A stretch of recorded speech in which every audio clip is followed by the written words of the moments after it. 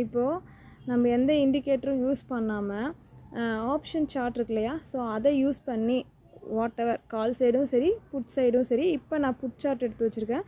So first 30 minutes கேண்டிலோட high and low நம்மளுக்கு எப்படி சப்போர்ட் அண்ட் ரெசிஸ்டன்ஸாக ஒர்க் ஆகுது அப்படிங்கிறது, அதாவது என்னோடய ஸ்ட்ராட்டஜி எப்படி கரண்ட் மார்க்கெட்டில் எப்படி சர்வேல் பண்ணுறதுக்கு யூஸாக இருக்குதுன்னு சொல்லிவிட்டு நான் உங்களுக்கு வீடியோ மேக் பண்ணுறேன்.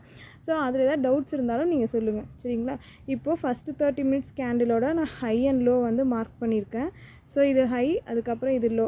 ஸோ அதுக்கப்புறம் நம்ம 3 மினிட்ஸ்க்கு போய்க்கலாம். ஸோ நம்ம இப்போ 3 மினிட்ஸ்க்கு வந்துடலாம், சரிங்களா? இப்போ 3 மினிட்ஸ்க்கு வரும்போது நம்மளுக்கு இந்த 945 கேண்டில், அதாவது இதுதான் வந்து நம்மளுக்கு லோ, ஓகேங்களா? ஸோ ஃபஸ்ட்டு வந்து ஹை அண்ட் லோ வந்து மார்க் பண்ணிக்கணும். இது வந்து என்ன சினாரியோவில் மார்க் பண்ணலாம் அப்படின்னா 120 +லேருந்து 150க்குள்ளார இருக்க சார்ட்டை வந்து நம்ம எடுத்துக்கலாம், ஓகேங்களா? ஸோ அந்த ப்ரைஸை நம்ம ஸ்ட்ரைக் ப்ரைஸை சூஸ் பண்ணிட்டோம் அப்படின்னா, அதாவது நீங்கள் என்ன ஸ்ட்ரைக் ப்ரைஸ் சூஸ் பண்ணுறீங்களோ அதோட ப்ரைஸ் எல்டிபி வந்து எப்படி இருக்குன்னா 120லேருந்து 150க்குள்ளார இருக்கணும், சரிங்களா? இப்போ 945க்கு இப்போ வந்து பார்த்திங்கன்னா உங்களுக்கு பேசிக்காகவே இப்படி ஓப்பன் ஆகிருக்கு. ஸோ இப்படி தான் இருக்கும் அப்படின்னா, இப்போ வந்து ஆக்சுவலாக மார்க்கெட் வந்து இந்த 140 வந்து உடச்சி கீழே வந்துட்டான், ஓகேங்களா?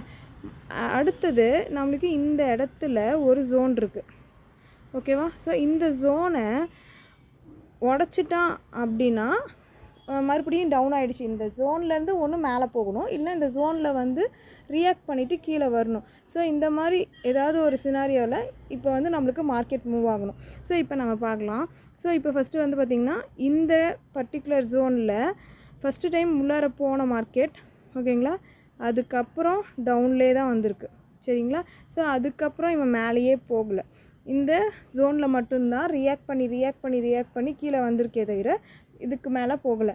ஸோ நம்ம அடுத்த வீடியோவில் இது எப்படி வந்து சிக்கு கால் சைடில் எப்படி வந்து இந்த மூமெண்ட் புட் சைடை பேஸ் பண்ணி கால் சைடு எப்படி வந்து நம்ம என்ட்ரி எடுக்கலாம் அப்படிங்கிறதையும் உங்களுக்கு சொல்கிறேன். ஸோ அதாவது என்னென்னா கான்செப்ட் ஒன்று தான், பட் ஆனால் ஒவ்வொரு நாளுமே ஒவ்வொரு விஷயத்தை வந்து நம்மளுக்கு மார்க்கெட் வந்து ஒரே ஃபுட் பிரிண்ட்டில் வந்து மார்க்கெட் மூவ் ஆகுது. ஆனால் கான்செப்ட் வந்து பேசிக்காக ஒரே விஷயமாக தான் இருக்கும்.